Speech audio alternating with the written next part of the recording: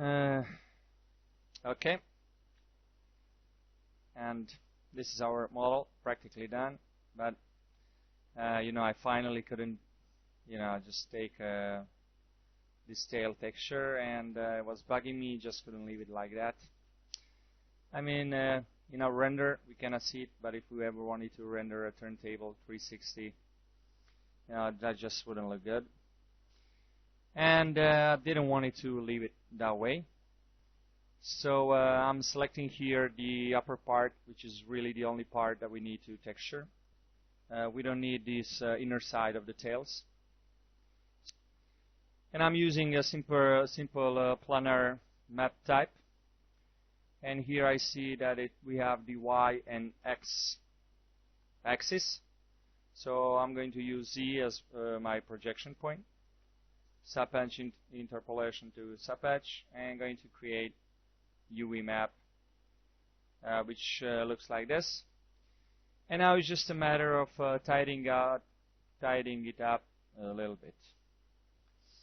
And while we're creating these jagtails, I just told you to be able to select this outer side of the tails, outer side polygons, because that's really what we need textured at the end of the day, and selecting just those polygons using a simple planar projection and a little bit of adjusting, we can get a nice UV map. And very quickly, just make sure that no polygons are overlapping. Now we can do this fairly quickly, make this UV map into something we can use.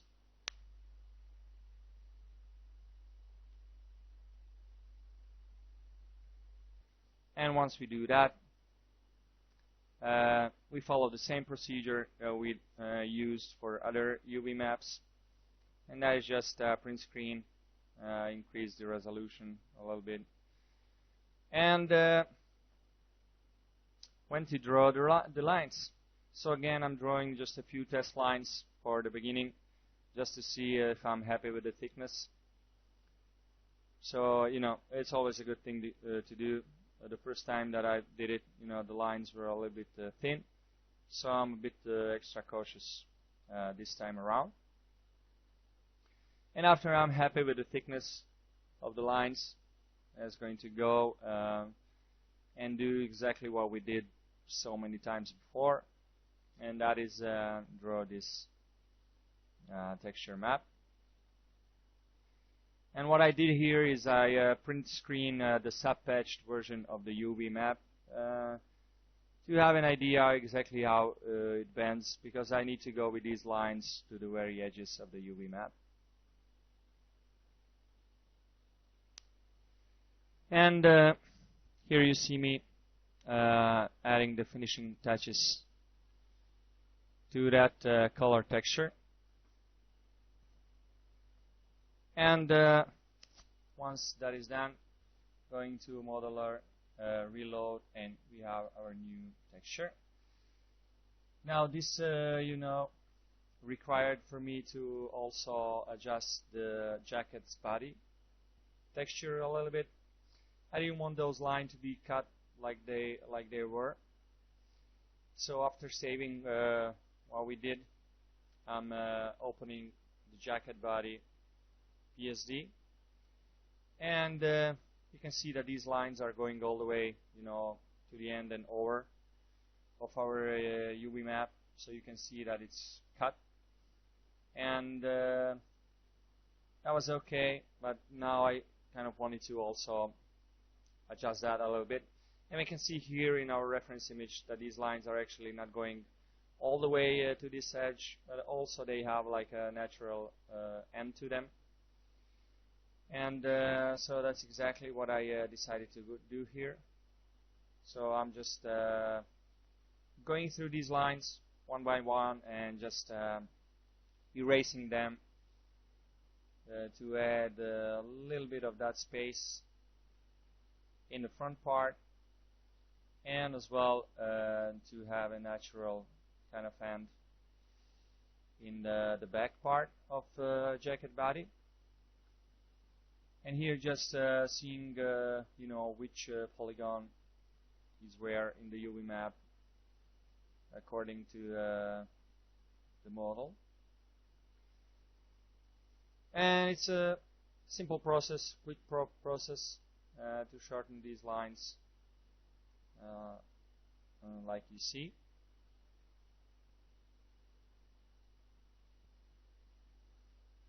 And this is going to create a much better seam between these two parts of the jacket. And as you can see right there, I was really happy with what I was getting. Just wanted to adjust these lines a little bit more. They were kind of too vertically cut off.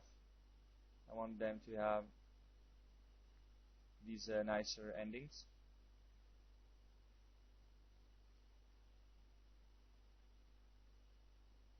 And once you're happy with that, save a new iteration, and in image editor upload the new image, and we can see here the results are a lot better. So save what we did so far, and also we can clean up this texture here. So yeah, opening the Tombstone #1 texture, and it's a very quick fix. Just clone stamp all the way to the bottom.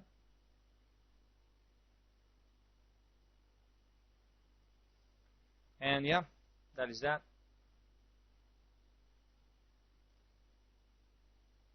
And going into Tombstone 1, saving it as version 002. And make sure that you save everything we did also in Photoshop. And let's replace that texture, and that is that. Now we just need to render it and go into Photoshop for color correction. So I'm going immediately into layout here. Just going to save scene, so we can always go back, and increasing resolution here to a little bigger than we have now, like 2050 by 2000. And anti-aliasing, we can put 8, 9, whatever. I decided to go for 10 at the end. But after rendering this, I realized I made a tiny mistake.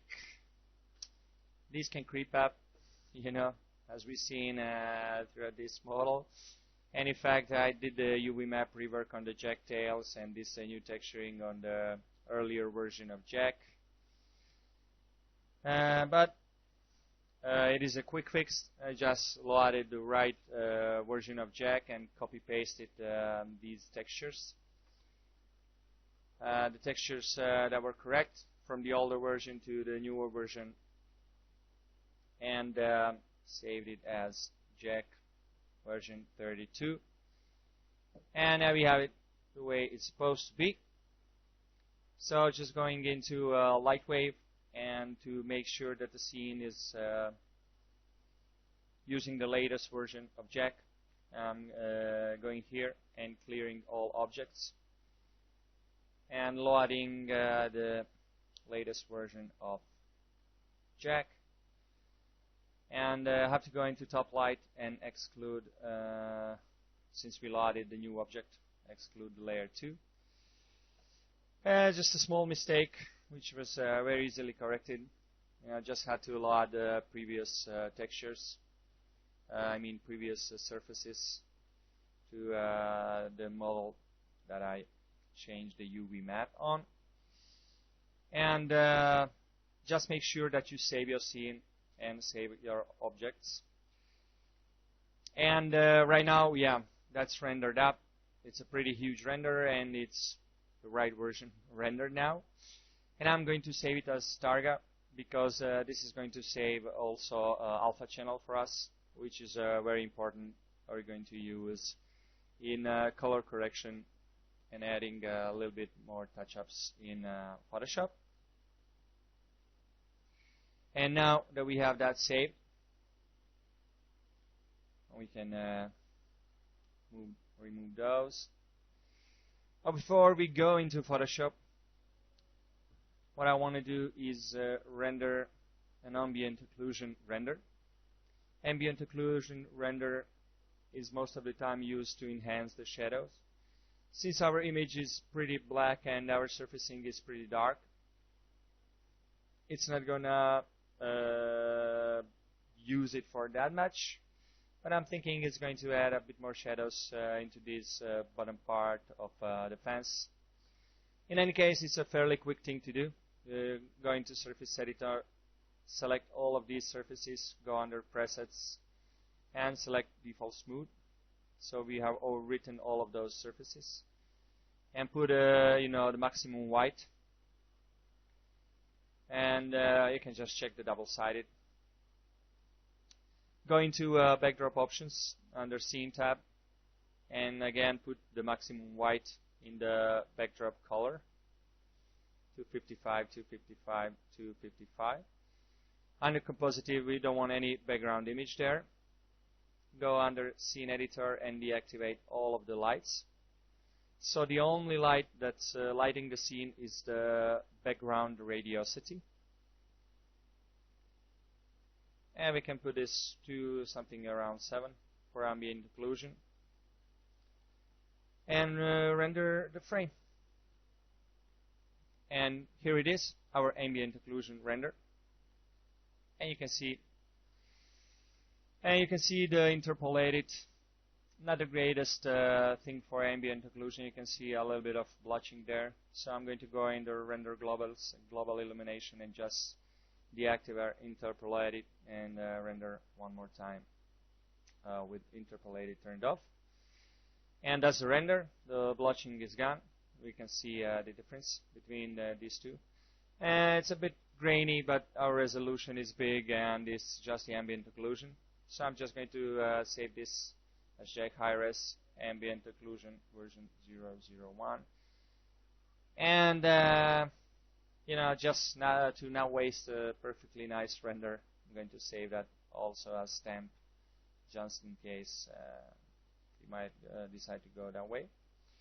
And don't forget not to save this scene, not to save anything, because we overwrote all of the surfacing that we done. So just delete that light wave and don't save anything. And also modeler, and don't save anything. I mean, you can save it as ambient occlusion JAK model, just don't overwrite what we had before. And now I'm loading the render and the ambient occlusion render. So I'm going to copy paste the ambient occlusion into this render, call it ambient occlusion, go under channels, holding control key. I'm just going to click on the alpha, and that's going to make a lasso selection of the alpha channel. And I'm just going to copy and paste that into another layer. And now we have everything we need for our color correction. So I'm going to save this as JAK Hi-Res color correction version 01 actually. And a perfect spot to end this session. And in the next session, we're going to finish our image with some color correction and a little bit of post work.